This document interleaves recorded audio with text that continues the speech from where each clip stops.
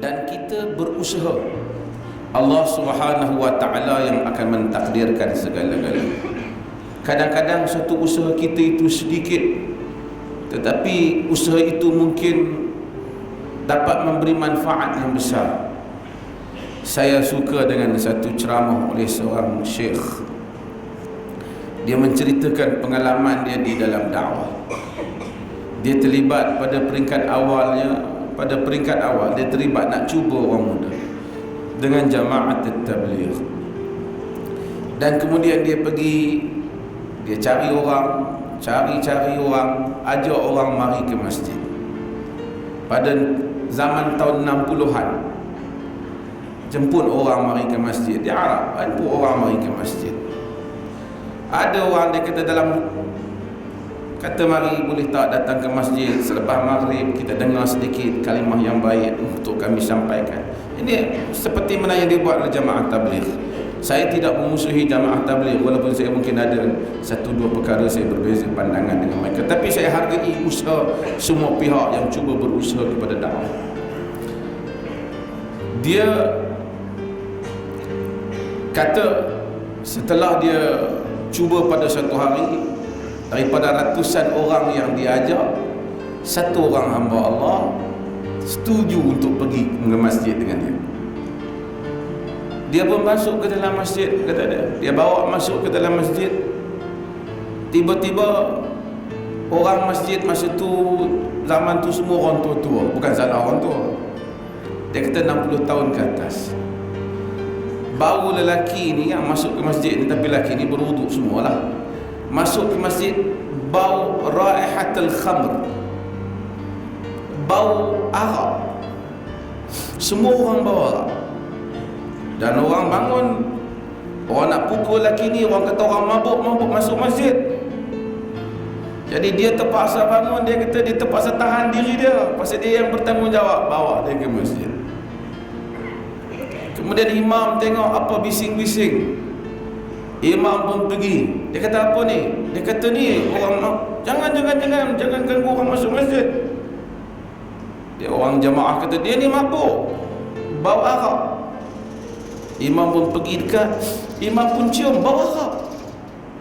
Imam pun cakap elok-elok. Dia kata, wahai saudara, boleh tak saudara balik dulu mandi-mandi, besoklah datang semula sembahyang, pasal bau arak. Dia ni kata, aku tak mau hari ni aku nak sembahyang.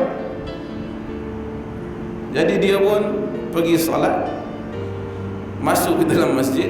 Dia duduk dalam saf, dan orang lain jauh daripada dia agak 1-2 meter kerana bau arak. Selepas daripada salat, orang lain bagi salam, orang tengok dia masih lagi sujud.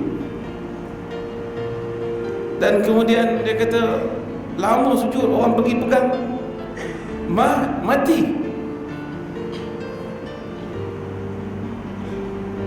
Dia kata dia tergamam.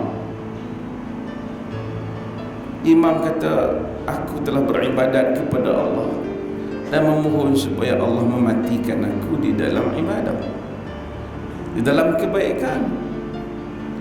Satu orang minum arak masuk ke masjid, kita sangka dia buruk, dia buruk, dia mati dalam sujud.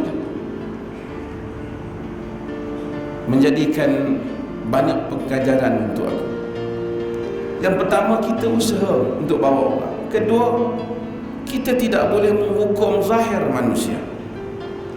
Kemungkinan ada kesalahan-kesalahan yang berat pada dia, termasuk minum arak.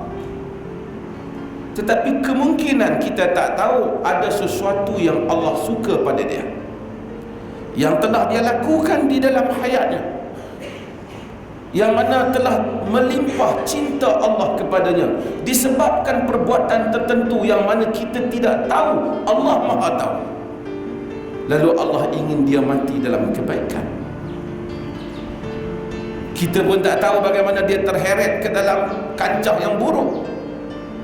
Sebab itu apabila kita tidak faham kepada rahmat Allah, makna kasih sayang Allah yang dahulu selalu saya sebut, maka kita takkan faham hadis-hadis yang membabitkan apabila Nabi kata orang yang minum arak, Nabi kata la tal'anu fa innahu yuhibbullah wa rasulah, jangan kamu laknat dia, sesungguhnya dia mencintai Allah dan Rasulnya. Nabi suruh pukul dia kerana dia minum arak, tapi Nabi kata jangan laknat kerana dia cintakan Allah dan Rasul. Ada kelemahan dia, tapi itu tidak menafikan cinta. Itu juga untuk kita memahami hadis bagaimana wanita pelacur yang bagi minum anjing air tiba-tiba diampunkan oleh Tuhan kerana dia telah berbuat sesuatu daripada hati nuraninya yang mendalam, yang Allah lebih tahu daripada kita. Mungkin ada orang derma cek sebesar pintu, Allah tahu hatinya tidak mendalam. Mungkin ada orang yang bagi beberapa sen, beberapa ringgit dengan segala kesusahan, Allah tahu bahawasanya dia berhak mendapat limpah kurnia Tuhan. Maka Tuhan mematikan sebahagian manusia dalam husnul khatimah, dan dia mematikan sebahagian manusia dalam su'ul khatimah. Dalam kematian yang baik, penyudah yang baik dan penyudah yang buruk. Sebab itu kita sentiasa kena minta kepada Allah. Doa yang mesti kita minta pada Allah supaya kita mati dalam husnul khatimah, kita mati dalam satu kesudahan yang baik. Kalau boleh biarlah kita mati masa datang kuliah ke, masa dalam masjid ke, masa dalam perjalanan nak pergi Mekah ke. Sebab itu penting untuk membersihkan jiwa kita sendiri. Perperangan yang paling besar di dalam hidup ini ialah memerangi diri kita sendiri.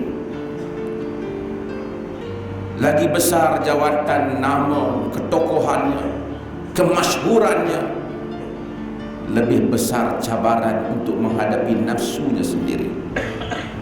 Hubbul jah, hubbus sum'ah, sukakan kemegahan, sukakan kemasyhuran, sukakan yang akan memadamkan banyak amalan saleh sebahagian besar orang. Apabila kita hadir ke program-program agama, kita tidak hadir untuk orang lain. Kau ada kepentingan, aku memang ada kepentingan untuk diriku sendiri, supaya kepentingan diriku ini dapat ku selamatkan di hadapan Tuhan Rabbul Jalil Jalla wa'ala.